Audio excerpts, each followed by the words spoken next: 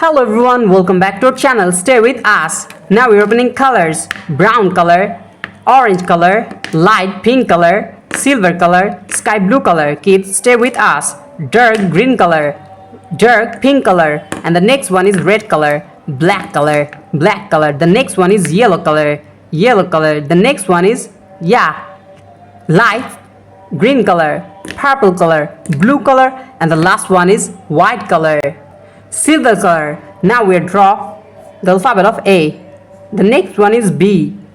C for cow, C for cat, D for dog, D for doll, E for elephant. And now we're using the color of dark green. F for fish, F for fan. The next one is G. H for hand. I for eyes. J for joker. K for kite. Kids, the next one is L. Stay with us. L for lemon.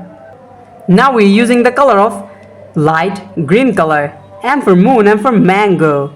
N for nose. O for octopus. P for penguin.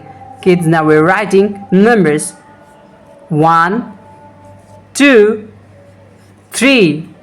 The next one is 4. FIVE 5. Now we're using the color of red and writing 6, 7. Now we're writing the number of 8, and the next one is 9, and the last one is 10. Stay with us. TEN 10. Thank you so much for watching.